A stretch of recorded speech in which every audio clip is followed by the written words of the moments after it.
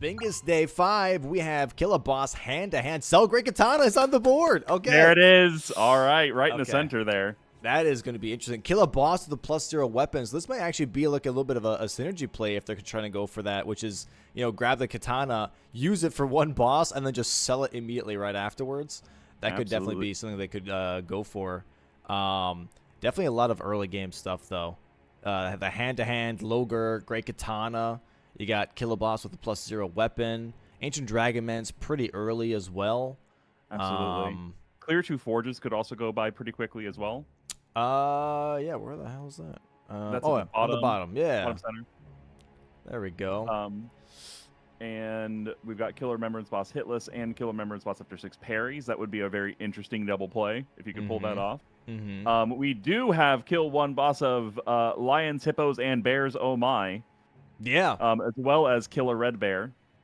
So I am very interested to see if we get some hippo action going on and some bear lion combos going on. And we have backhand blades as well here. So Kill a Boss with backhand blades only. So it has Great Katana and backhand blades on this with a +0 weapon. So this is going to be really coming down to what do you think is the best choice for like running into the early game? Like, are you going to grab the Great Katana and then use backhand blades instead of the Great Katana? Are you going to try and use the Great Katana and then sell it? Or are you just going to sell it immediately and then go for a different weapon? There's a lot of different ways to kind of approach this. And I wonder what both players here are thinking is like, okay, do I go for like maybe a quick status build with +0 backhand blades and try to take care of Dane? Or do I go for the Black Knight Idrid, who's in Fort Reprimand instead? That's a very popular pick as well for a very early boss. And maybe use Greases with the Great Katana. I think overall this is going to be very, very interesting. We see Tom here now buying Poison Grease already from the gate here. So that might be a strategy that he's thinking of. This is a very, very interesting early game board because there's just so many decisions you can make. He's also grabbed the Black Wet Blade as well. So we could possibly be seeing some other statuses from that. Let's see what we got. We also got the Dragon Talisman, Dragon Shield Talisman. And he's really low on cash. He's already at 10,000. So I don't know if he's bought any stones. I think he did go to Round Table and buy some stones here. The interesting thing, okay, and I know exactly what he's doing because I've been kind of like pushing this on my own streams, to be fair, is Black Wet Blade with backhand blades going for bleed procs. Versus Dane, it's insanely powerful. You go for Rotten Sword Insignia, get the backhand blades, get the Black Wet Blade, get the Thorny Crack tier, which he has as well in his Physic tier right now, or in his Physic Flask. It's going to be dealing a lot of damage. And here we go. And match has started. We are in. Let's go. Ooh, I'm excited. This is going to be fun. I love the backhand blades, by the way. They are really, really fun to... they're just a really fun weapon overall. Yeah. I'm not going to lie. Just a quick side note. I get so excited when the fog walls work now and they go down. It makes me... It's genuinely like a moment of anxiety into a moment of like just full-on relief of like, oh, thank God. It has worked and it looks beautiful. The mod is working. Oh, and it's so great. You should mod in Lakitu from Mario Kart to do the little... That would be hilarious, actually. That'd be really, really funny for sure. And, okay, we see Tom here, by the way, rushing straight towards 3 crosses. Chris going for backhand blades first. This might be something where Tom is just rushing, selling Great Katana right away, and then going for the backhand blades later. That's as an probably... option. Yeah, that sounds like... Because he is making that line towards that Ghost Flame Dragon that is guarding the Great Katana over here. Yeah. And yeah, he's going for it. Yeah, this is definitely looking like a quick katana pickup here from Tom. Chris already having those backhand blades, though. Might just hold on to it just in case. We'll see. Yeah, we'll see how this gets played out. Like I said, this is a really just interesting early game board because there's so many different ways you can go about it. You could completely ignore the Great Katana and just do the the gravestone skip in Scorched Ruins. If you're like, okay, the other person's just going to go for that, I'm just going to risk not going to go for the Great Katana at all. Not going to sell it. Let me get a head start on like Dane, for example. Let me get a head start on Logger with backhand blades. I feel like that would actually be worth it. Yeah. Tom has gotten the Great Katana pickup, and looks like Chris is heading over there as well. Little detour over to the 3 cross, or to the Mikla cross. And yeah, he's going to sell it right now. There it is. Boom. And we got our first square on the board. Sell Great Katana goes to Tom. There it is. There it is. So now it's going to be like, okay, who gets to Dane first, pretty much at this point? Who can get to the hand-to-hand in the center square? Chris Ray turning immediately from the dragon straight to the bridge. And, yeah, so now the question is for Tom, is he going to go for backhand blades now? And he is. So this is a thing for Chris now, is, yeah, he lost out on Great Katana, but he already has the backhand blades and is already making his way towards Skidoo Altus here / Fort Reprimand, while Tom now has to make up that time by going for those backhand blades first. Seems like a decent trade in terms of time, you know? Like, he's just like, Tom's probably going to run for that Great Katana. Let me go ahead and just get set up for the rest of the run. Yeah. And that way, possibly, I can, Chris can catch up here after getting all these things set up. Yeah. And for anyone watching, by the way, and tuning in, the stars on the board means those are either high priority squares or these are rushable early squares. We kind of just like point out the early stuff that players might that tend to go for. And yeah, just mark those so that viewers kind of see like, okay, these are the things that I should keep an eye on for the early game. You know, it makes it a little bit more interesting. See Tom here, by the way, doing these Scorched Runes, a Gravestone skip, which I was just talking about. Going to be grabbing those backhand blades and getting his way towards Fort Reprimand, trying to make up that time here between him and Chris. And I feel like it actually does save a good chunk of time as he's not that far away from Tiolier, which Chris just got to. Yeah, that was a really well executed skip there. So Domo, I have a question. Yes.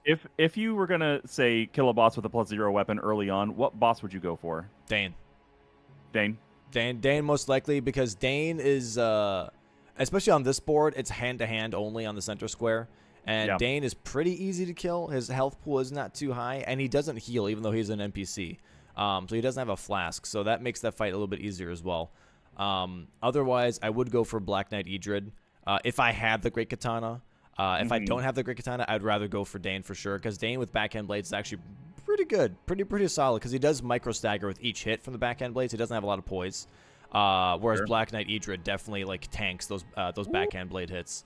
This fancy skip here. Yeah, the good old Tiolier skip. I think Tom's currently actually now in the lead getting to Fort Reprimand compared to Chris, because Chris just went back to Round Table and is upgrading the backhand blades.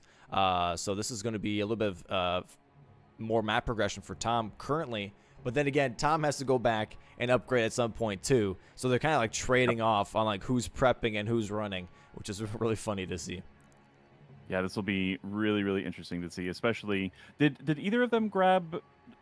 Are shackles available this early on, or will he have to break the stones to get the spirit spring going? You have to break the stones. Yeah, you definitely have to break the stones here. Chris going for Logar here, by the way, while Tom is going to go for a Fort Reprimand Spirit Spring. Let's go ahead and tune into Chris here real quick. As he's going to be using the blood backhand blades with the black wet blade. So many bees. Here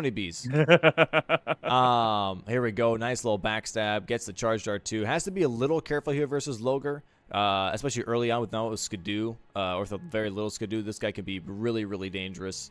Can easily get a lot of blood procs on you. Sorry. I remember this boss kicking my butt the first time I played the DLC. It was like the first thing I ran into, and between that and like the random birds that just screech at you. Yeah. Which I found out now birds are like the birds that like they're supposed to alarm like things near you so that like you get ambushed, which I didn't even realize. I was too stupid to realize that. I was like, oh, they're just I genuinely actually thought when the birds happened, it was actually like a puzzle. Like you're supposed to find all the birds that screech and like it activates something. So I was running around like just having them like go crazy, you know? It was little did you know you were just alerting all the enemies. Yeah, exactly. I was so wrong. Good nice bleed proc there. Also, you got the flask already done from Logar here. So this is going to be kind of interesting from Chris because this is going to block that row 3, but it is also going to showcase to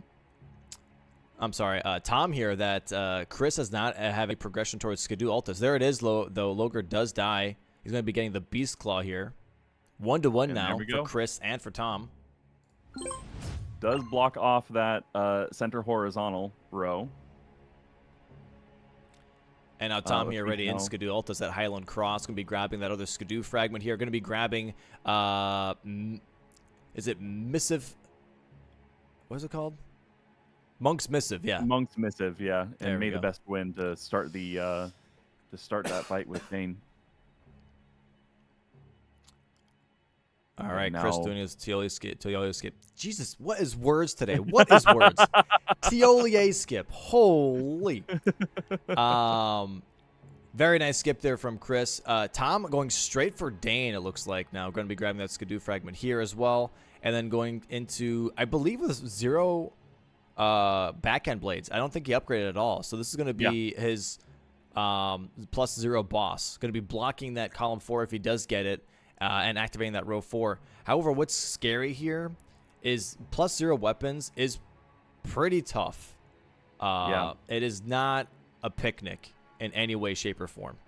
Did he just change the Ash of War on his backhand blades, or change the away from bleed or something like that? I didn't see it. No, I think he's got a lot of greases on instead.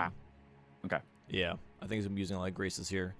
Which makes fair because as a +0 weapon, you don't have any damage, so you're relying on like rot, you're relying on poison, you're relying on blood procs, frost procs, like anything to not have to like worry about getting hits in is going to be the most effective here for that +0. Let's go ahead and tune in here as he's going to be doing the Dane fight. Yeah, he's got frost grease, rot grease, look like lightning grease as well. Thank you. Hopefully that was a little loud there. There we go. Yeah, there's that rot already. Rot being applied to his backhand blades. A couple more hits should do it. Yeah, the backhand blades are honestly like insane status weapons because of the multi-hit that you can get from the running R2 being 4 hits. That cross slash, that's 4 hits right there ready for applying. There's the rot already. Going to be applying the poison now, trying to get some more damage in. He's got to be careful though. Luckily, he has the armor set from Round Table to tank some of those flying kicks. But, man, it could be a little tough for sure when Dane just constantly just the jumping kicks in your face. Absolutely. Luckily, he does get a little bit of a reprieve with that palm slam. Yeah. That was insanely close, though. If he does lose this, he's not only just, like, losing out on time, but also money because each status grease is 10,000 runes. Ooh, yeah. So, this is where things get interesting. An expensive gambit. Yeah, 110. I've burnt myself so many times. Like, oh, I'll just do Dane, 3 statuses. And then I go there and I just get like 2 shot. I'm like, oh my god, I lost so much time and I lost so much money. Like, I don't know if this was a good idea. There's his freeze. He's got the double statuses, poison and rot currently on Dane. I'm assuming he's got blood grease as well, but I'm not too sure because it's a lot of money. It's like 40,000. Yeah. There's the frost proc. There we go. Okay. Does he have bleed? I don't think so. That's a good question. Yeah, it doesn't seem like it. Blind Spot honestly should be utilized more. I do have to say, Blind Spot is a really good Ash of War. It's so powerful. It's so incredibly powerful, especially in these sort of like NPC interactions because they have a tough time kind of tracking it. Yeah. Tom here currently realizing, I think, that Dane's rot has just worn off here. So all he has is the little poison ticks, and now rots. just the And +0 the hits that are coming in. So he's done a fair bit of damage. Yeah, Though. It it's looks like gonna about 4/5 be a of his health while. bar. So he just has to kind of like wait this out, kind of just do his thing, be clean about this. This is where it's going to be a little tricky for sure on thinking like, okay, was this actually worth the time? I went for 3 statuses and I'm still in this fight for really long. Like Chris right now already is kind of getting set up for Dane as well, and I think Chris is going to be doing Dane with a fully upgraded weapon, and you're going to see the insane different of damage output. Absolutely. He did have a little bit of time lost to dying to an Omen Killer at Fort Etrid. And he dies! Fuck this game. Oh my god. And there goes Come on, 30,000 dude, for I thought I was Tom. holding block. 30,000 and a couple of minutes. That is Tough fight. really, really bad rough. for Tom here. Yeah, that's rough. really, really bad. Did we see where Chris is at in terms of Skidoo? Like, looking at Skidoo 2 or 3? I should be about the same as Tom. Yeah, I think once you do like Yeah. the normal route, you should be at Skidoo 3. Is normally the Yep, intended. and now Yeah, Chris is going for it now. Yep. That was And very, we're gonna very see the lucky for damage Chris. here. We're gonna see the damage difference really quickly here with the black wet blade backhand blades. Holy! I gotta say that 3 times fast. Yeah, there. Look at that. Yeah, just There's- destroying him. This is what I've been like. Yeah, I've been saying the backhand blades are honestly a little underutilized. I know Aggie was a big fan of these, and then he actually switched to Team Great Katana for a little bit, and I was like, I don't know, man. Like I've tried some of these things, and look at that fight, insane, 20 seconds. night and day, Super, super fast. Yeah. absolutely night and Absolutely. day. There we go, That is, backhand blades for Chris now. Yeah, it looks like Tom is selling some of those chunkier DLC runes to kind of mitigate the loss there. Going ahead and upgrading his backhand blade to level 21. Fully upgraded, maybe? I think it's fully upgraded. Yeah, he grabbed the Queen Marika's Oh, rune in Fort He Reprimand. got it to plus 24. So Yeah. just shy of fully upgraded. Yeah, you don't get the full. You don't get the 25 stone until you get the clear forge or whatever. You can't buy those. Right. Yeah.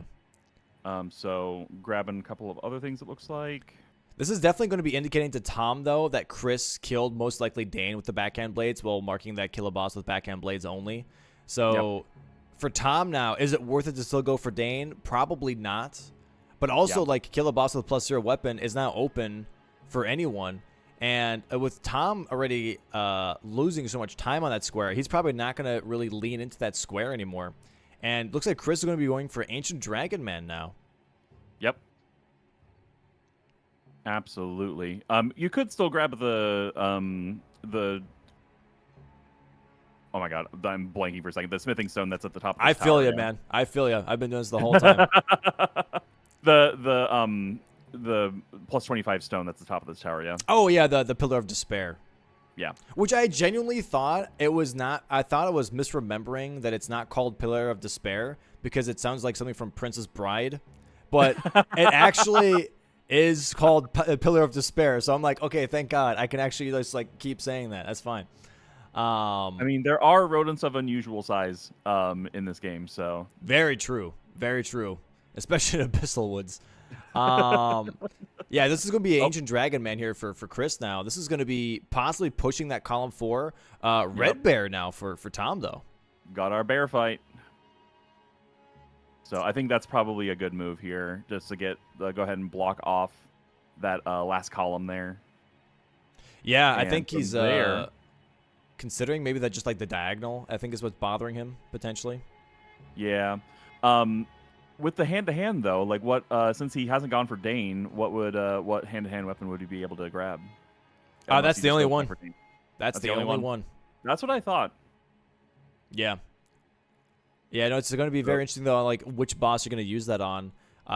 It's a really good weapon. Honestly, if you can hold on to it, there is Commander Gaius' pants on the board. Hand-to-hand on Commander Gaius is actually really nice because Really? it is strike damage, and Gaius is weak to strike damage. So that would definitely be a good option to hold on to that. But also, waiting all the way up until Commander Gaius might be a little too long. But in this case, we know that Chris should be fine doing that. Absolutely. And yeah, this is definitely one of those fights where having the backhand blades and having blind spot in particular is really, really good. This is a deceptively tricky boss sometimes. Yeah. No, Chris doing a good job here, though, with the backhand blade. It's going to be great in that bleed proc. He does have Lord's Blood's Exaltation. There it is, Tom marking that red bear now. GG's to Tom. 2 for 2 on the board now for both players. I think this is telling Chris even more now. Like, he probably sniped him on backhand blades only because Great Katana was sold by Tom. So Chris is like, okay, I somehow beat him to boss with backhand blades only. And Tom here killing Egon now because he wants that good old Egon's bow that's going to be working towards NPC dropped weapons. Curse you, Tom! Slicing and dicing away as he's just like laying there. Poor man. The weird thing is he doesn't bleed.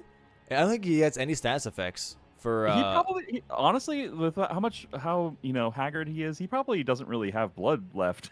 That is a good point. That is a good point. There it is. DLC armor sets though. Okay, I can Very kind of nice. see actually what Tom might be thinking here. He did kill one red bear. Maybe that column 2 is kind of what he's eyeballing now with bear, lion, hippo into perfume bottles and iris of grace. There it is. Ancient Dragon Man now for Chris, getting 2 squares. grabbing NPC dropped weapons and Ancient Dragon Man, kind of putting on some pressure now for Tom as well. Very, very nice. And now that row 2 is also looking a little dicey, so it's probably going to be very important for Tom to go ahead and take out a lion and a hippo as soon as possible. Yeah, I think that might actually be what he's doing now. Chris kind of reading the board, talking to himself, might be saying like, okay, you know what? Bear, lion, hippo, I think that's a little bit of a tough spot because of perfume bottles. I don't want to do perfume bottles. It is a longer square for sure. For anyone that doesn't know, we could bring up the handy-dandy map real quick as we're doing a little parkour here for these players. Let's see here, the good old handy-dandy map screen. Let's go ahead and move over here real quick and showcase where those perfume bottles are. So there is 5 perfume bottles in the game. Why do I look so short in this scene? What the hell's going on? Hold on, let me. There we go. All right, that looks a little better. Anyways, so we have the fire bottle, which you can get at Castle Ences right in front here. There's going to be some perfumers hanging out. There's a chest. You can grab the fire bottle right there. Then you also have the lightning bottle, which is near the lightning ram, the giant lightning ram. It's going to be at this little lake here. Then you're going to have the frost bottle. That's going to be in the Lamenter jail. That's going to be on the Crimson Coast here. It's going to be a jail right around here. And then we have also the poison bottle from Tiolier, actually. You can buy that from Tiolier, who's hanging out at the Pillar Cross Grace. And the 5th one, being in Abyssal Woods, going to be at the church. I believe the church is like, let me zoom in here real quick. Right here. So there's the church. That was going to give you the Frenzy bottle. So those are the 5 bottles that you can collect in the game. You only have to get 4 though for that square. So it's kind of like a choice of, okay, do you want to do Lamenter Jail for the Frost bottle, or do you want to do Abyssal Woods for the Frenzy bottle, depending on the board, pretty much. Yeah, it really depends on just sort of like what's along the way, you know? Like, I could imagine going to the Abyssal Woods if you're also going for some hippos, because there are some hippos behind in that general area. Yeah. Like before you actually get to the what's the catacomb called that takes you to the Abyssal Woods, the one with Jory at the end? Darkly Catacomb? Yes, that one. Yes. And so you could definitely hit up take out some of those hippos there. But otherwise, yeah, it's just a matter of kind of like what kind of synergy you can find on the board, because you got to make the trip worth it. Yeah. Yeah. And it looks like here, both players, by the way, rushing Churchwater District right now. Tom a little bit ahead of Chris, but both maybe thinking the same thing.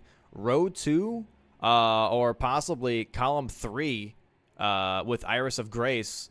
Any way to maybe stop the progression of column 2 from Tom, or maybe stop the progression of row 2 for Chris. Both of them have to do the same thing. Go to Churchwater District.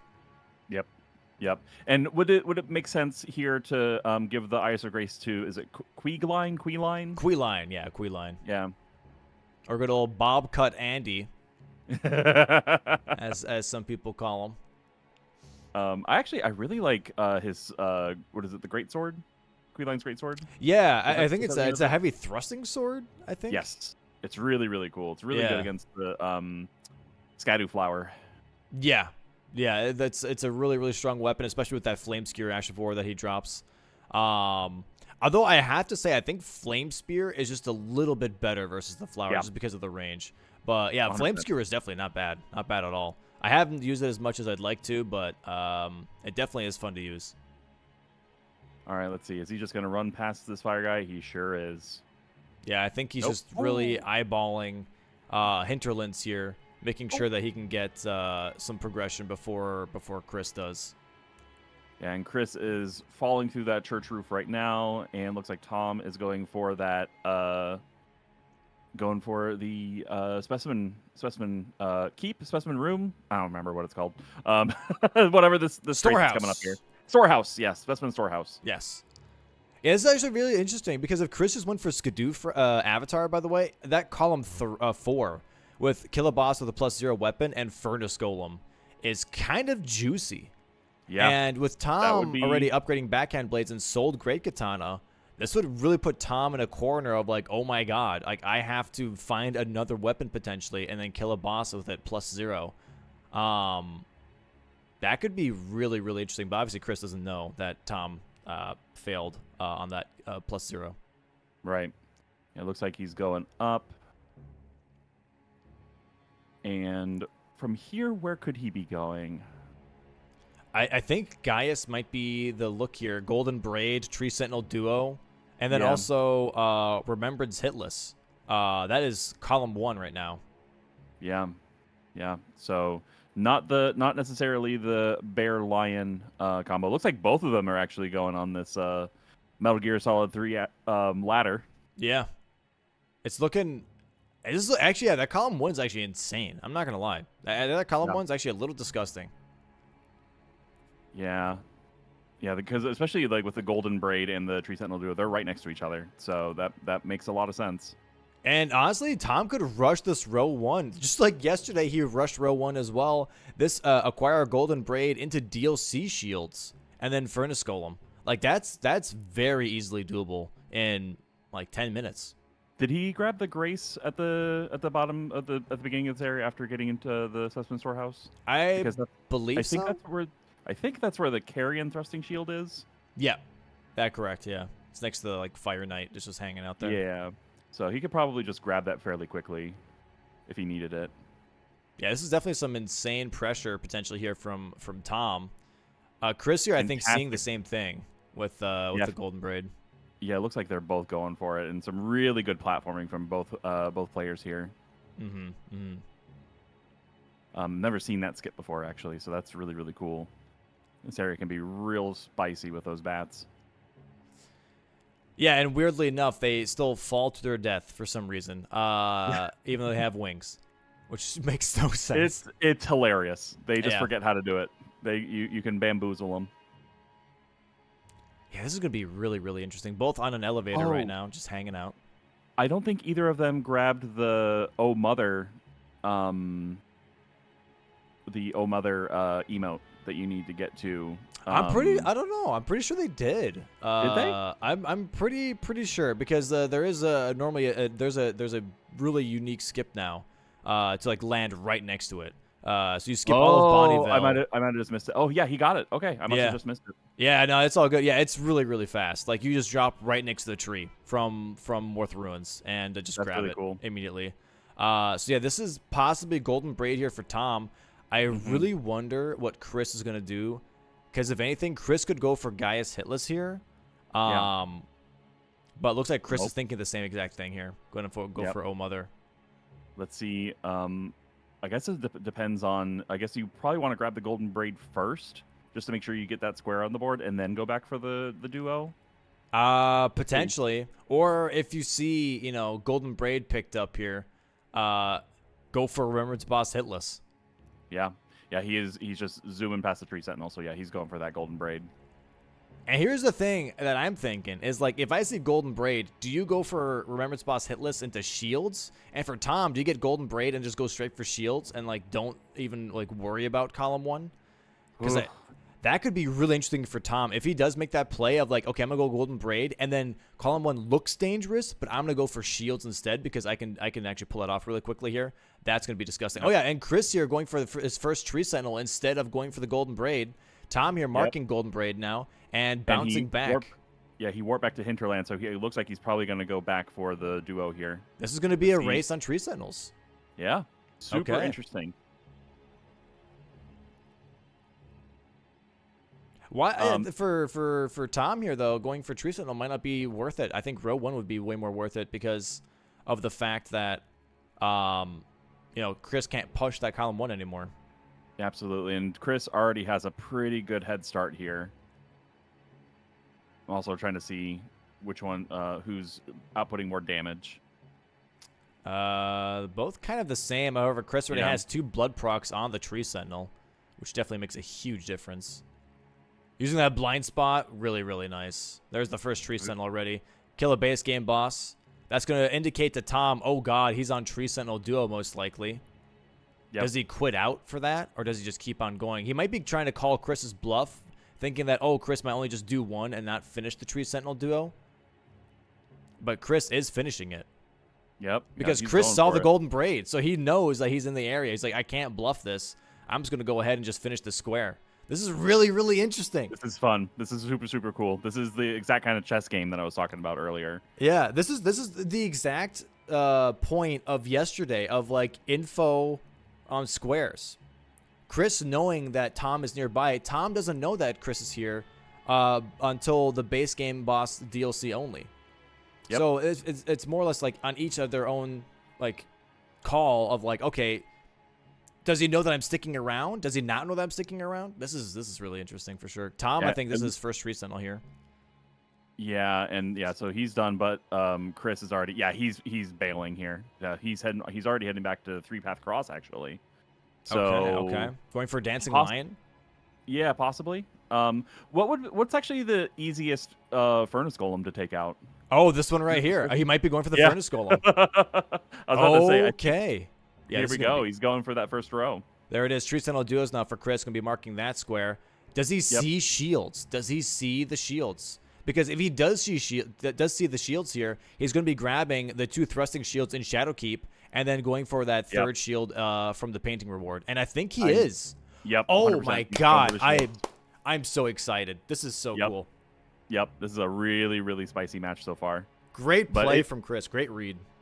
But Tom definitely does need to go ahead and get this Furnace Golem taken care of just because of that column 4 as well. Yeah. Just to block Chris being able to do his Scatter Tree Avatar and the +0 weapon. Yep. Very nice, though. Very, very nice. Very well played. Chris can definitely hold on to that +0 with trying to use the Great Katana, which I think is going to be a really good idea. I think once Chris gets shields, if he goes for Gaius, I think that would probably be his best play. For Tom here, after getting that Furnace Golem, he's probably going to try and go for shields, but he's most likely going to lose out on shields, is then maybe going for also Gaius potentially honestly, here. Yeah. Because either way, you're going to want to grab, you're definitely going to want to grab the Skadu fragments that are after Gaius. Yep. Getting that Commander's Pants is definitely worth it here. Getting that Remembrance Boss hitless with Commander's Pants would be a nice little combo here. Looks like Chris has grabbed the two dueling shields from the Shadowkeep and is heading... He's grabbing the Wolf Crest shield here, actually, from Castle Ensis. This is a shield actually that Parky picked up, I think, yesterday. And yeah, I didn't think about this one until Parky picked it up either. I completely forgot about this one in my first playthrough. I did find it in my first playthrough, but I haven't looked at it since. Right. But there's a small room right where Moonrathil is. Oh right. And it's like right below the room of Moonrathil is a chest with the shield. And it looks like he's going to be grabbing that here in just about a minute or so. Not too long. But yeah, this is a really nice read from Chris, being like, okay, I'm going to go for shields. I think he knew that Furnace Golem was most likely going to be next because it is a little bit of a faster square. And it could have gone like either way, though. Like if Tom was like, I'm going to go shields first and then Furnace Golem, that would have been insane too. Yeah, absolutely. And either way, one of them would have had to deal with a Furnace Golem sooner rather than later. Yep. Yeah,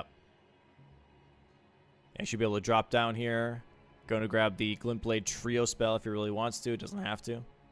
Still grabs it.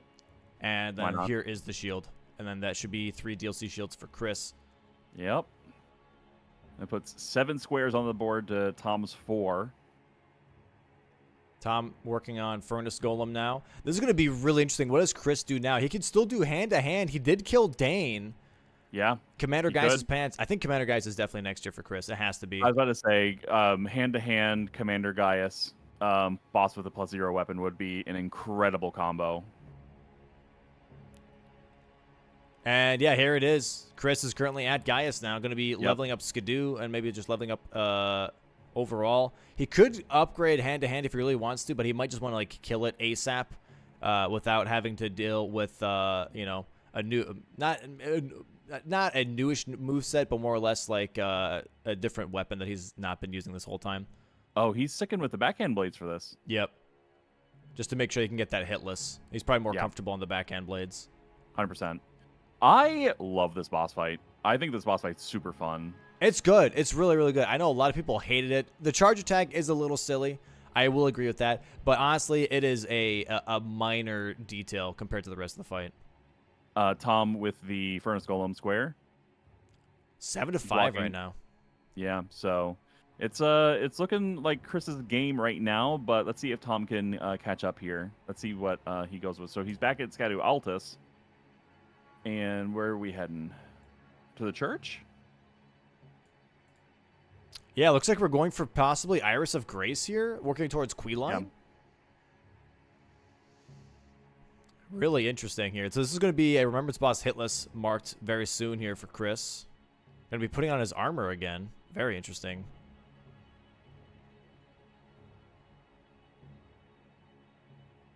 I wonder if the roll timings change depending on his if he's on medium rolling or light rolling here. Yeah, I'm not too sure. It's a good question. Actually, it might be roll distance more than anything, so he's not like going too far away from, so he can get those crits there. Great damage though from Chris. Very interesting move. I like that. There it is with Queeline on Tom's board right now. Dude, everyone dodges the Gaius combo attack here so differently. I know. There's some. That's the kind of cool thing, though, is that there's a lot of different ways you can do it. Yeah. There it is. Hitless Gaius for Chris. Well done, Chris. Wow. And he's going to grab Commander Gaius' pants now right after that. Currently 8-5 right now for Chris. Very nice. This is what I'm talking about with execution. Like, Chris is really, really good for a lot of these fights. 110%. There it is from Tom now as well. Grabbing that Queeline. Going to be going for... I wonder what he's going to go for next. Is he going to rush Iris of Grace? I think he might have to. Either that or possibly the taking out a lion and a hippo. I think he doesn't really have too many options left. Yeah. That require too many options that are like nearby. The thing for Tom right now is he could still really lean into that the bear lion hippo square if he really, really wanted to. Going for that dancing lion. There it is, Commander Gaius' pants now for Chris. 9-5, 4 square lead currently for Chris. Sheesh. Very, very nicely done, Chris. Not only good execution of the task that he's been going after, but also good read of the board. It is insane to me that hand-to-hand is on the board still. Yeah. That normally is a very, I wouldn't say very rushed square, but it's definitely going to, it should have been claimed by now, by almost 35 minutes. It is definitely something that Chris could go for right now with that Gaius money. Going to go ahead and upgrade the hand-to-hand. All he needs is to clear 2 forges and do hand-to-hand, and he's got the game. Yep. And it looks like he's going to be going for those stones. Yeah. And Tom does look like he's going after the dancing lion, after all. So maybe this might be a little bit of a bingo line showdown of column 2 versus column 2 versus column 3, where it's like, okay, I'm gonna try and see if I can get column 2 done. I'm just going to bulldoze that. I already have Iris of Grace worked on. I already have one of the bear lion hippos. I'm going to go for the dancing lion now. And then I'm going to go for perfume bottles. Is that going to be faster than your column 3? Which, I don't know. Forges can take a little bit just to get to them and then getting through them. But fair. But a lot of the traversal of the map has been taken care of by Chris at this point. So he might be able to, especially like the first forge that's in Gravesite Plains shouldn't be too bad to get through. And the one that's actually next to Raw Ruins, you should be able to get to fairly quickly. The one that has the Smith's Crypt Shield in it. Mm-hmm. Mm-hmm. So especially with Tom having to go through all of Bellarat to take out the Dancing Lion, and then also having to go fight a hippo. So it feels like this is a spot where it's just sort of they're both having to do sort of lengthier tasks. Yeah. But I do feel like Chris has an advantage here. I think Chris might be eyeballing what could be hand-to-hand on a red bear, as he did just upgrade the hand-to-hand weapon and is currently in Morth Ruins. He could be going towards Hippo as well as an option, but this is looking really, really interesting. Oh, he's going back after Dane. Tom is going back after Dane, getting his revenge. Okay. He really needs that hand-to-hand weapon then. Yep. This might be actually a little bit of a trap for Tom, though. I agree. I understand why he's going for that. He wants to activate that diagonal, and then maybe do hand-to-hand +0 or something like that. But this is definitely a very dangerous play. It's a high-risk play for sure. Oh, my God. That bleed proc, though. Baby. So At least it didn't nice. take very long. And here it is, hand-to-hand from Chris. He's got blood-infused hand-to-hand gloves versus a red bear. Gets hit by the charge attack right away. Now, did he upgrade the hand-to-hand? Yes. Yeah, Okay. he did. He did. So he'll just get the 1 square for this, but also he'll match the amount of progress that Tom has made on the Bear Lion Hippo square. Yeah, I feel like, honestly, for Tom here, going for forges might have been a better idea than trying to contest that hand-to-hand. It looks like Chris is going to be getting, most likely, the hand-to-hand square here. And then Tom will have to do forges. Yeah, it looks like he's going after a hippo, though. Yeah.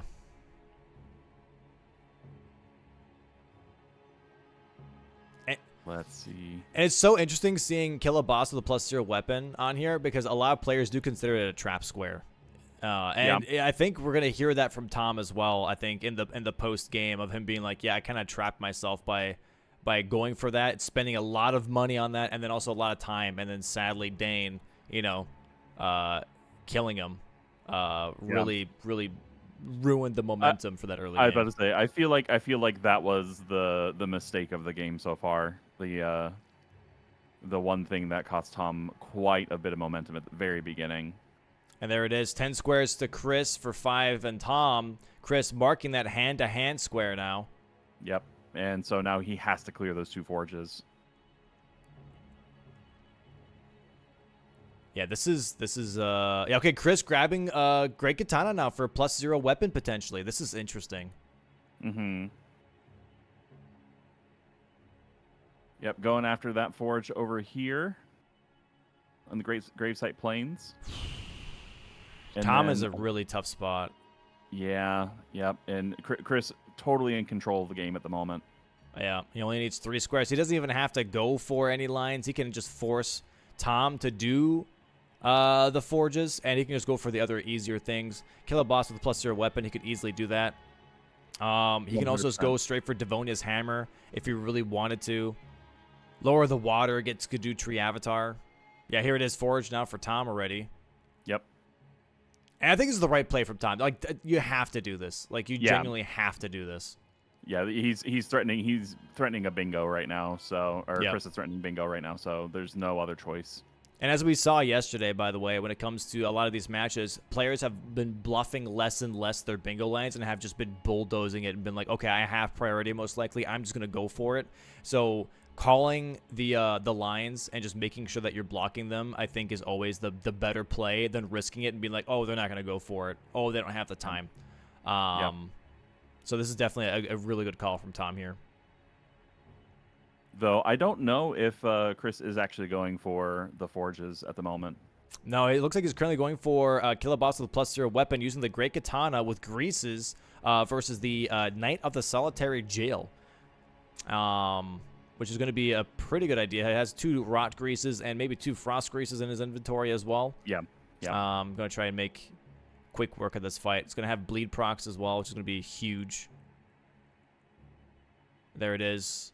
1 forge complete for Tom. Now, just to be clear on the rules for the forges, what constitutes clearing the forge? Is it warping out or just touching the forge bit at the end of touching the the forge? Yeah, because once you touch the forge, so like like in dungeons and in catacombs, once you kill the boss, you're able to warp out whenever. Because once you're actually inside, you technically aren't allowed to warp until you cleared it. The same as with the forges. Once you touch the forge, you can warp out whenever. So that's indicating of clearing it. Yep. All right, now Tom going probably down through Bonnie Village. Looks like maybe. Is that right? Or am I? No. This is the one. The other forge. That's, this is the other. This is the longer forge though. This is the one where you get the. I want to say the ancient meteoric greatsword. I think is what it's called. It's a cool weapon. Yeah. Ruined Forge of Starfall Past. This one does take a little bit longer, but I think it was just a matter of him having access to it. Yeah, exactly. Yeah. Yeah, this one's a little. I'm not gonna lie. I'm not really familiar with this one either. Like, I'm definitely like I know how to clear it, but not efficiently. Sure. I I know there's like some way where you have to like activate a lever and then jump on the other like wall to get to the actual end of the forge.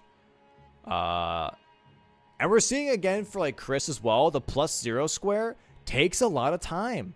It does. Even you. That's why those greases become so incredibly crucial in fights like this. Just because you're not gonna have. You just don't have the damage output otherwise. Yeah. Chris here possibly applying one more grease. Yeah, and this boss is mean as well. Yeah. Yeah, for really, a first really boss in the DLC, this guy was an absolute dick for sure. I was on this guy for quite a while, and I think a lot of people were. Yeah, because it's the first thing. It's like one of the first things you can find, Yeah. And everyone just being like, "Oh, I'm Elden Lord in the main game," and then this random NPC fight. It's like, you think you thought? Yeah, he's built like a tank. He takes so many hits, and then has so many cool weapons. And the weird thing is, for a lot of people that maybe don't know this, is when Knight of the Solitary Jail actually two-hands his greatsword, he gets extra poise. So some of the moves that staggered him when he's holding his crossbow and sword, you can like kind of like make him like stagger a little bit. If you two-hands his sword, most likely that's not going to happen anymore. I don't know why that's a thing. Like, there's no other NPC in the game that does that, but for some reason, he does. And there it is, clearing 2 forges now. Ancient Meteoric Greatsword for Tom, getting those forges. And then also Chris, +0 weapon. There you go. There you go. That was, I think, the right move for both players at this point. Yeah. Yeah. Let's see. Where does Chris go from here? I could see him going for the hippo, maybe? I think he might be going for Devonia's hammer here. Oh, Devonia. Yeah, if he's going this way. Also, you can grab Iris of Grace on the way in the pot room here. So this could be a little bit of a twofer, getting one thing on the way. Tom here, however, back in Graveside Plains right now, or Skidoo Altus, I think. No, Graveside Plains. Yeah. Activating Ancient Dragon Man potentially. Okay. Maybe. Yeah, I think he's eyeballing maybe the perfume bottles here. Yeah. Eyeballing perfume bottles, eyeballing Putrescent Knight, for later if he really needs to get there. But as of right now, Chris only needs 2 more squares. Tom, however, needs to still block row 4, because that is a potential bingo line still for Chris. Absolutely. Oh, actually, Chris needs to still block column 2. You can't win by majority unless you block column 2 here. Yeah, it's true. So, did he actually grab that Iris of Grace when he was running through that pot room? That's a great question. I was watching Tom. I'm not gonna lie, I missed it, but I am assuming he did. Yeah. But yeah, he's definitely going after. Well, the thing is, he could grab Devonia's hammer and he could go for the hippo. There's a hippo over in the Raw Ruins as well. Yeah. Well, it's got to be a boss, though. That hippo is not a boss in Raw Ruins. Oh, does it have to be? Oh, yeah, one boss. Yeah, you're right. Yeah. Totally right. Yep. Yeah, there's a hippo square, though. So, yeah, I know it can get a little tricky sometimes. It's the same with, like, the Skidoo Tree Avatar square in Season 2. Where I was like, oh, does this count towards this? No, only towards that. Like, oh, okay. Yeah. I missed the kill one boss of each. Yeah. No, you're good. There was a perfume bottle only square, and for the longest time, I always even though I wrote the square, I was like, oh yeah, it's gotta be a remembrance boss, and I would just go for Skidoo Tree Avatar every single time. And then at one of the practice matches, one of the players marked it really early, and I was like, how the hell did you do that? They're like, I just did it on Dane. It says boss. I was like, oh. Oh, yeah. Yeah. Dane is the boss, technically. I'm glad I wrote that. Yeah. That makes it way easier. Yeah, nice ADM fight here, though, from Tom. Nice Ancient Dragon Man fight. Just absolutely melts him with the black wet blade backhand blades. I'm going to keep trying to say that just so I can get better and better at saying it. It's really hard to say. It's really tricky, but it's so good. It's such a good weapon combo. It really is so powerful for a lot of the NPC fights. Yeah. I wonder if we'll ever see a consort fight tonight. Yeah. And if so, if the backhand blades are utilized, because backhand blades on consort are very, very, very good. And I imagine I haven't actually fought consort since the great nerfing of Consort Radon. Oh, But yeah. last time I did, I used backhand blades, and it was very, very, very good. So I can only imagine it being even better now. Yeah, 100%. 100%. Tom here looking like he's going for possibly Dancing Lion. I think it may be him realizing that, like, hey, all I have to do is just keep pushing my column 2 because he can't win by majority until he blocks my line. Yeah, might be the mentality that he has right now. And I think that's a great mentality. Chris here going for Devonia's Hammer. I hope Chris realizes, because this is the same thing that he did versus me, where he was at 12 squares and he was like, oh yeah, I'm about to win. And then his chat was like, you still have to block Dom's line. And he was like, oh my God. Like, I have to go take care of this right now. Wait a minute, you could still win? Yeah. So this is definitely something that Chris has to keep in track. For anybody that doesn't know the rules, there is a 2-hour time limit. GG's to Chris, by the way, killing Devonia here. There's a 2-hour time limit for the match. However, in order to win by majority, you have to block every line first. The line is over majority in this case. You go for lines first, and then if there aren't any lines left, majority unlocks.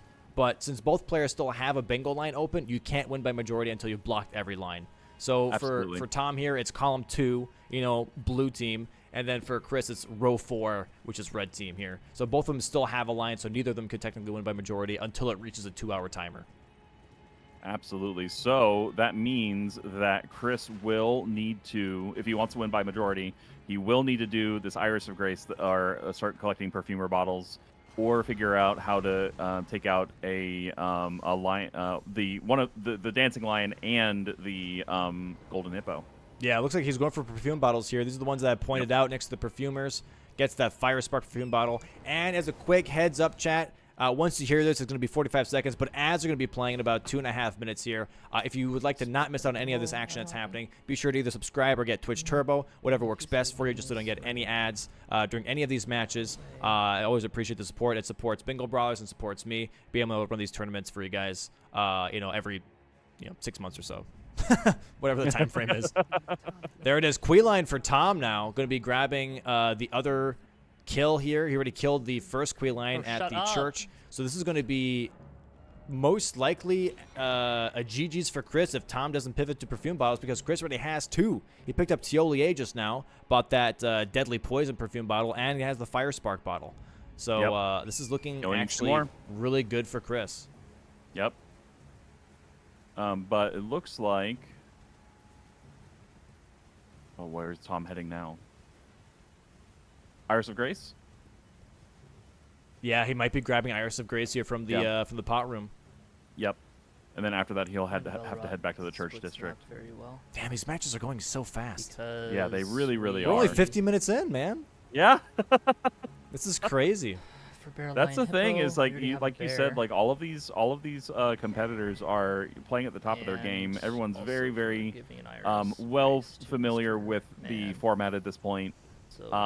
And when all cylinders are firing, it goes by really, really quickly. All right. I just realized I had Chris audio on the whole time. But that's okay. I think it was a good info for chat. They could hear him possibly yapping out his strategies. Tom here grabbing the Iris of Grace, going to be grabbing Queeline here in the Churchwater district. And then looks like Chris actually pivoted off of perfume bottles and is going for Dancing Lion now. And I think he's like hoping, he's like, okay, I want to, like, he doesn't know exactly what Tom's been up to. So I think he's just like kind of like pivoting and not fully committing to any of the squares on column 2 and just seeing which one Tom does first. And then he's like, okay, I can actually invest all of my time now into this one square to actually win with 13 and a block. Yeah, and especially just to have like both of those squares kind of set up and ready to go. The moment that he sees like, okay, Tom either got perfume bottles or the Bear Lion Hippo or Iris of Grace, he can immediately just pivot and take out one of the other squares and get win by majority. Yep.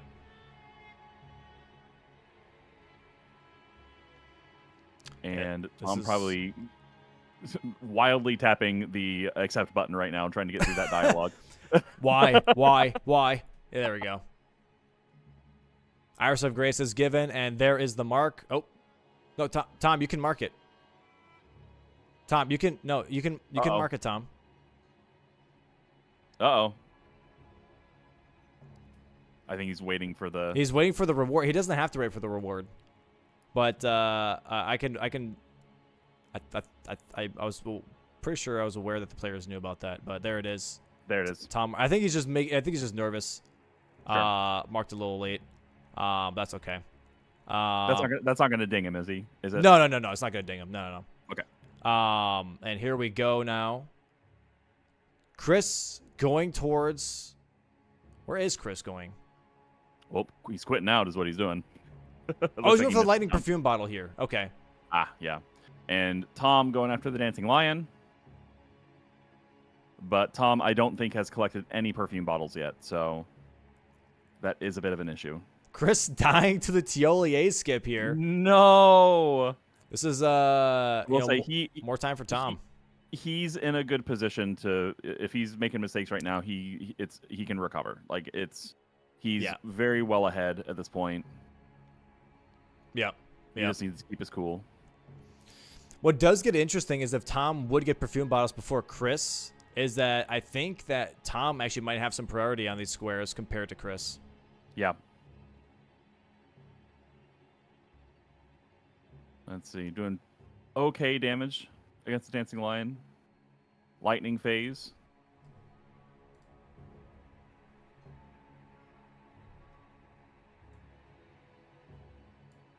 Man, those lightning, the patterns for the lightning can be really, really tricky to deal with. Also, good news for the chatters here. I know some people had some issues yesterday with mobile for the BingoBrawlers.com website. It is now fully mobile functional, so if you are using it on your phone, you should be able to look at all those match times, including today's matches. They should be easily scrollable now. Shouts out to the folks making the Bingo Brawlers website, by the way. Yeah. Shout out to Noxie. There it is, And the there's Divine the lion. Dancing Lion. And back to the storehouse, going after the hippo. Let's see if he can get that square. Yeah, but this is sadly just a time sink in this case because Chris is just really going for perfume bottles. Yeah, and it takes a while to get those perfume bottles, and if Tom is already behind on that, then it's GG's. So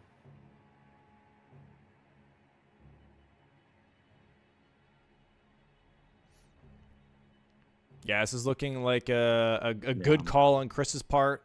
And sadly for Tom, trying to figure out which call is the right call. This is one of those coin flip situations. Like, is he going to go for lions, bears, and hippos? This is the tough part, is because if Chris is at 12, right? Mm-hmm. You don't know. Right. Necessarily which square he's going for because he can pick whichever one. It doesn't matter. If it was where Chris is at 10 and Tom was at 7, you know Chris would be going for perfume bottles to activate his bingo line. But since he only needs majority, you don't know which 3 of those squares that he can block he's going to actually go for, which is, I think, a good play from Chris then, going for the Devonia's Hammer, because then it's like, okay, now it's just a full-on guessing game because I don't have to actually go for my line. I can go for whichever 1 to 3 of those squares in your line, Tom. And so I think that's what makes these calls a little bit tougher for Tom for sure. It's like, okay, well, which one am I actually supposed to go for and try and stop Chris from stopping my line now? Now, which were the perfume bottles that Chris has picked up so far? He's about to pick up the lightning one, so that's 3. And did he pick up the one from TLA already? Did he buy that, or did he get the fire one? I know he got the fire one. He got the lightning one, and now he's going for what's the one after here? The Lamenter Jail one, I think, is the one he's going for. He did get the TLA one, so he already has 3 perfume bottles here, even though it only says 2. Yeah, he's a little preoccupied to. He's trying to go fast. Yeah. Tom dying to hippo. Oh, yeah. It's man. I don't know if there's going to be a way for that to happen. That is really unfortunate. Yeah. That porcupine attack can be absolutely devastating. Yeah, he's pivoting. He's going for the perfume bottles now. Yeah. But it's too late. That's really unfortunate. I don't know how many Tom has for perfume bottles. I don't think he has 3. I know Chris has 3. I feel like Tom only has 1. If that. I don't even know if he has any. Yeah. No, that's a tough call. Yeah, it's whether or not I don't think he picked up the fire one. And I don't know whether or not he picked up the poison one from TLEA. Mm-hmm. So, but they're both going for the Lamenter Jail one at this point. Chris pivoting! Oh. Ooh. Chris is pivoting What's towards happening? Dancing Lion now. Oh my god. Are you There is no way you're giving Tom time now to get perfume bottles. No way. He's like, let's have some fun. Well, Chris doesn't know. After Iris of Grace, Chris is still trying to figure out, like, okay, which one. He's kind of like mini progressing each square because he doesn't want to necessarily screw himself over. Yeah. Yep. He doesn't want to get sniped.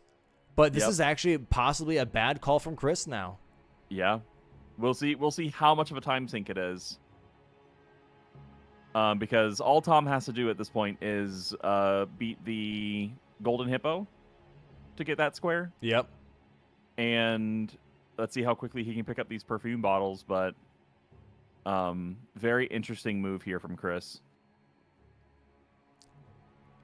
Possibly a mistake. Okay, but no, Tom pivoted again. He's going for Hippo now. Oh my god, what are they doing? There's no way. Make up your mind. This is what I'm talking about, dude. Like, people just constantly pivoting, man. That's really funny. Oh, no, he's going for the fire perfume bottle. No, that's not here. Oh, no. He's going for Hippo. Oh, that's right. He's going for Hippo, Yeah, it looks the same. I know. It confused me the first time, too. It's so funny. Yeah. No, that's... Oh, my God. You get the Rolling Sparks here, though. The Ash of War. Yeah.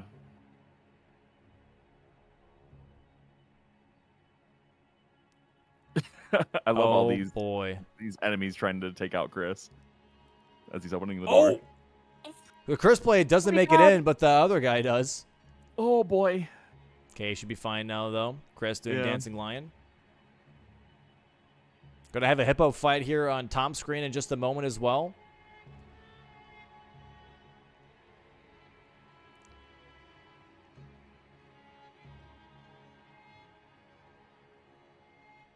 Nice charge R2 there on the Lion. And Tom getting that grace before the Hippo, just in case.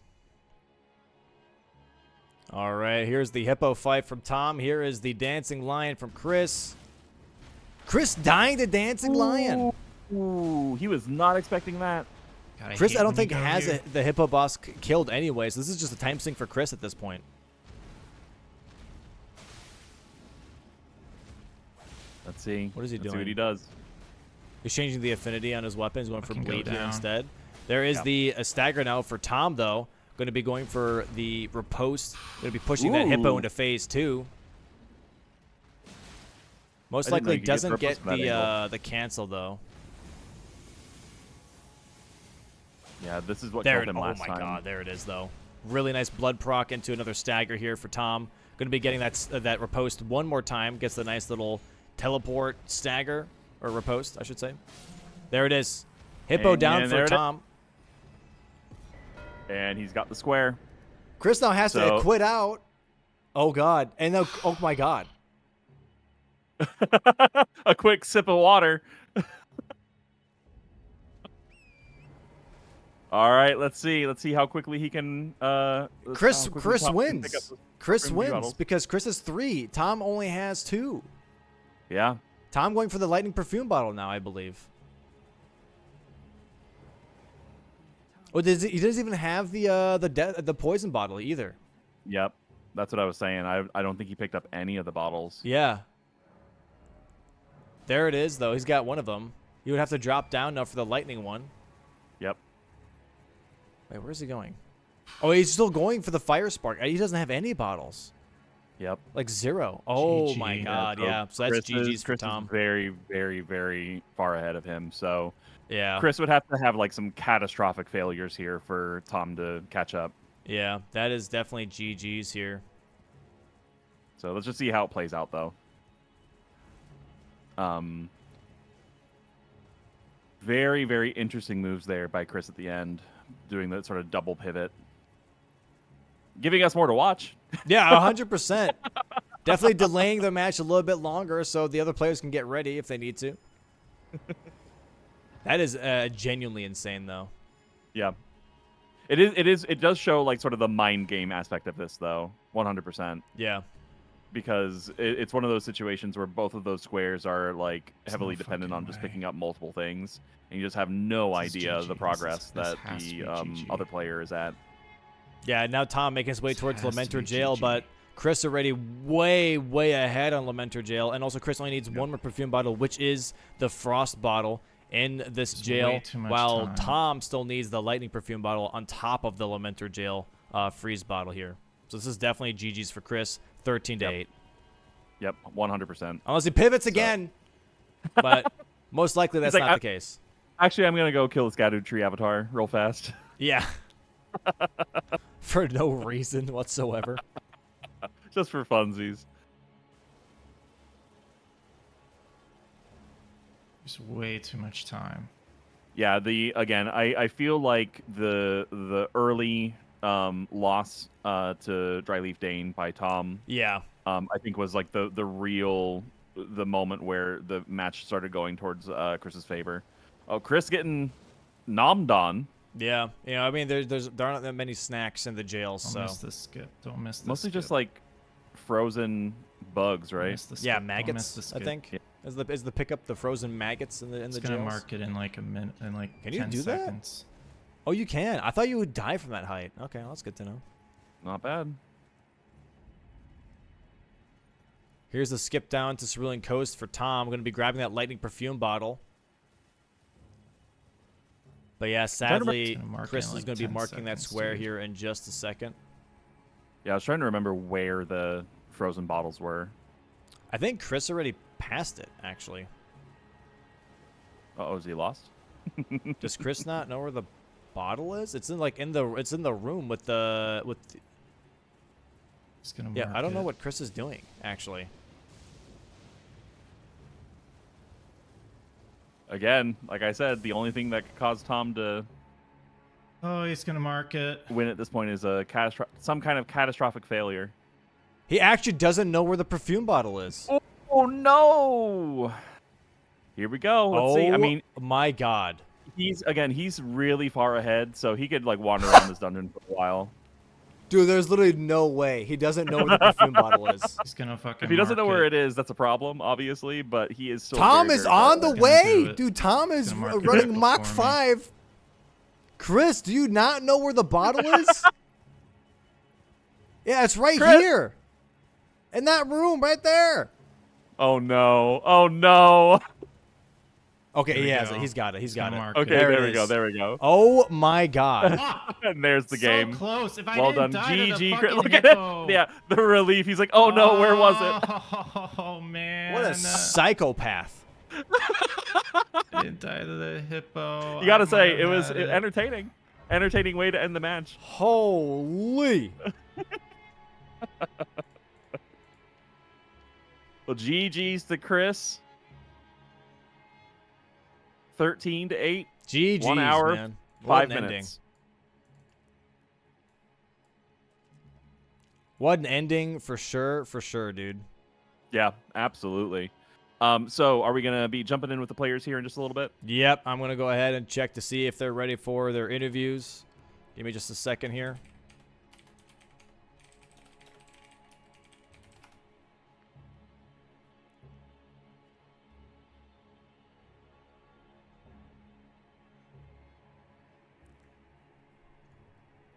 All right, I'm going to bring in Chris. He is ready. Welcome in, Chris. GG's, man. GG's. What the hell was that ending? So, Chris, did you forget where the bottles were? I was just autopiloting to the torch, and then I'm like, wait a second, this is not the pickup. Oh my God! And going to Devonia's hammer was also a waste. I didn't realize until like after Devonia's hammer that I needed to block his column too. I don't know. I deserve to lose that one. I literally called that, dude. I was like, I'm pretty sure he doesn't realize because he did the same thing versus me. That you don't know that you just have to block that column too, but It still worked out, the actually. lack of bingo games, I guess. Yeah, I mean, I think I just had advantage on the perfume because of the Ancient Dragon Man kill. Yeah. And I just split the map in case he was doing perfumes and whatnot. Yeah. So. Yeah, no, it definitely worked out. Definitely in the end. How close was he to perfumes? He was almost in the jail as well. Oh my god. Okay, well, if that going to the torch mattered, dude, I don't know what I would have done with my life. That would have been something else. It was genuinely really close. Like if you got lost maybe for like another 5 seconds, I think he would have been really close to getting it. So, yeah, definitely shocked that you did not know where that was. Was it just like you were autopiloting to? I just mixed it up to the torch. Yeah. Oh yeah. Okay, torch. I gotcha. I was like, oh my god, this is just the wrong way entirely. Yeah, that was absolutely an absurd match though. Like just execution wise, it was great from both of you guys. Let me bring in Tom here as well real quick while we talk about the game then. Yo, welcome in, Tom. GG's, man. GG's. Hey, Tom. GG's, Tom. An insane match from both of you guys. There's a lot that was happening from the beginning.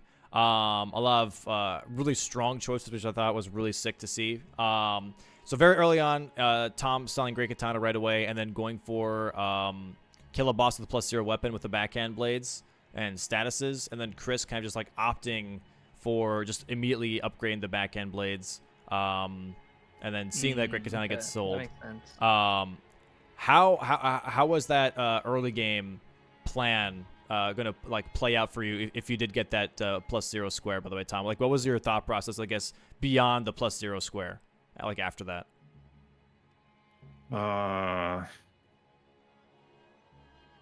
That's a good question. I mean, it would have at least shown that, you know, I was also competing for the NPC dropped weapons.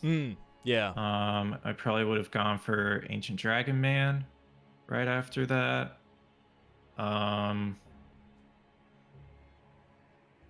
Actually, I might have still went for Red Bear. Were you doing Dane?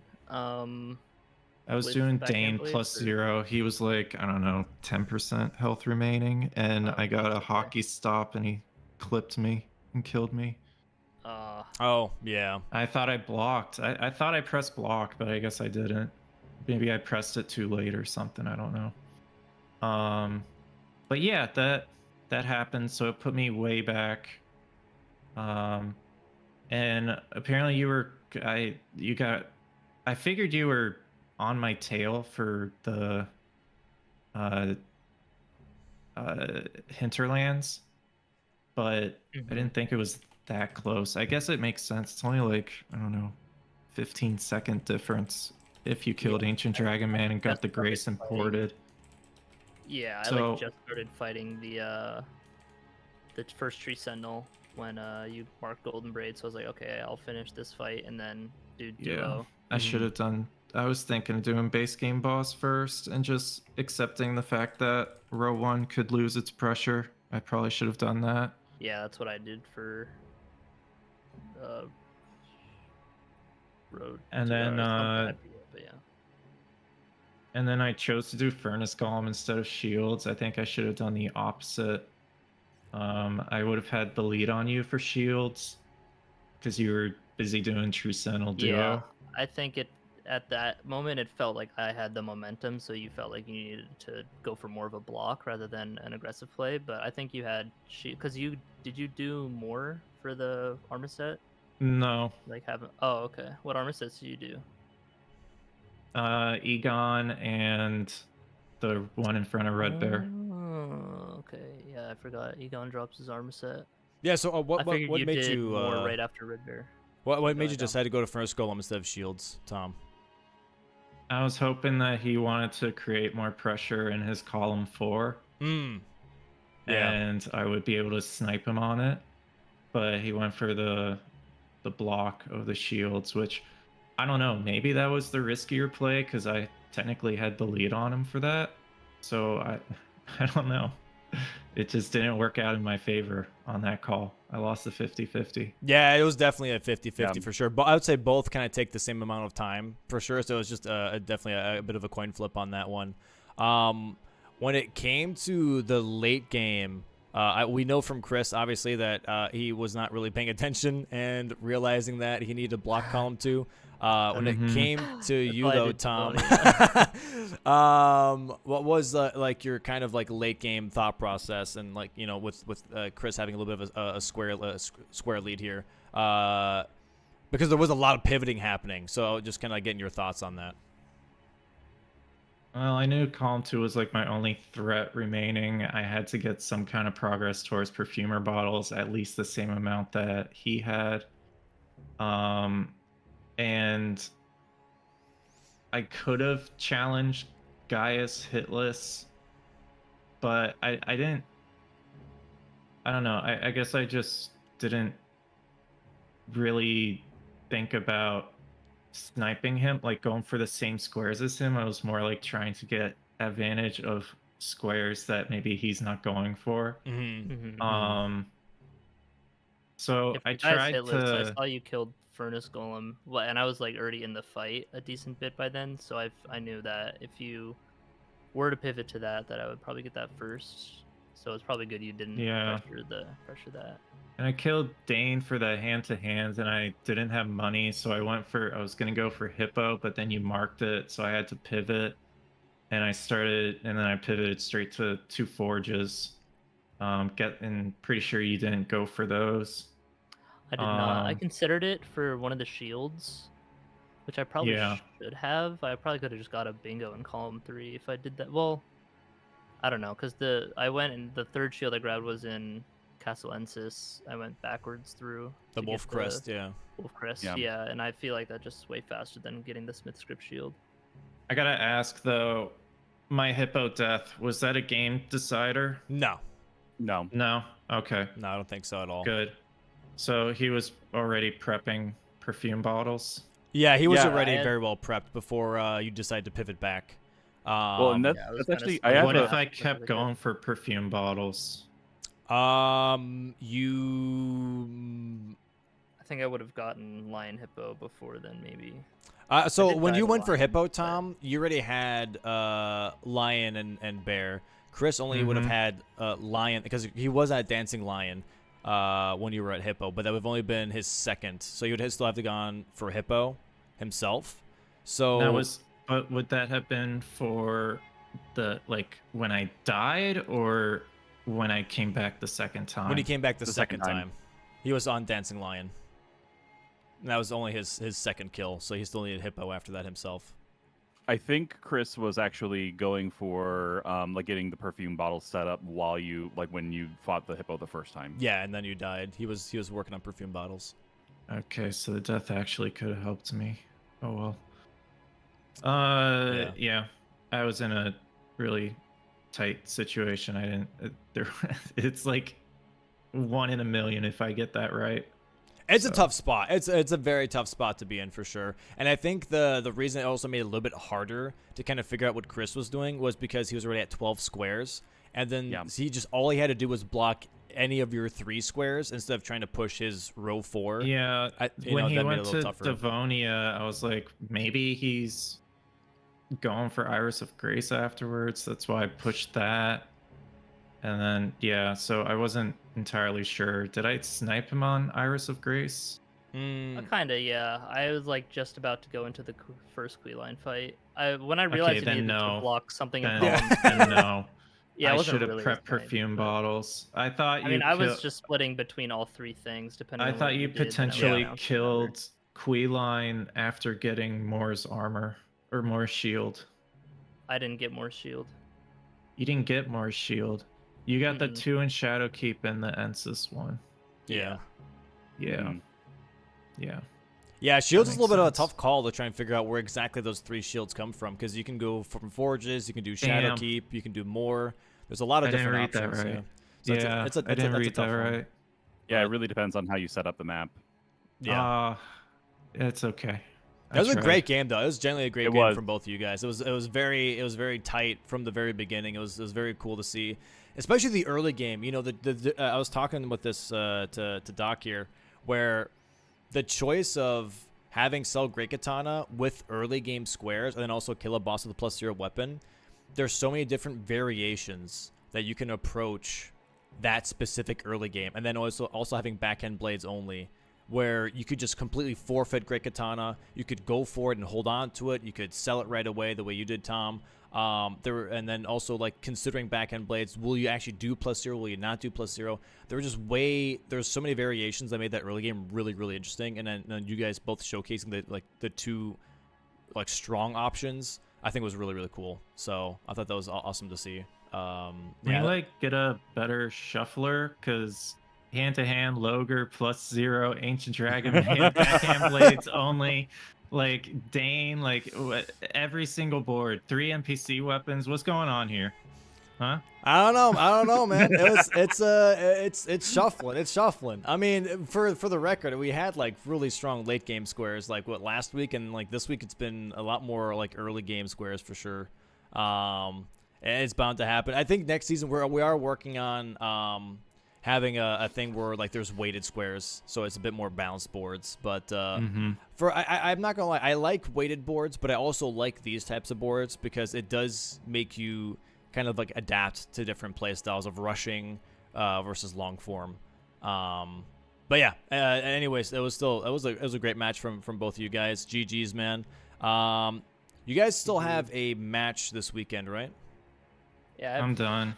One more against Blanks tomorrow. Gotcha. All right, you're done this weekend, Tom? Yeah. Oh, gotcha. Okay. Well, Chris, good luck to you tomorrow versus Blanks, man. Tom, we'll see you next week, dude. Chat, please go ahead and follow these two guys if you aren't following them yet, please. Very strong Elden Ring content creators and just players in general. Really, really good at what they do, so please go ahead and check them out. And guys, I hope you have a great Jesus, dude. I've been having a hard time today. I'm sorry. Have a great rest of your Saturday, and we'll see you guys next time, okay? You too. You too. Thank you. Thank you, y'all. Chris. Bye-bye. GG's. Bye-bye. Bye-bye.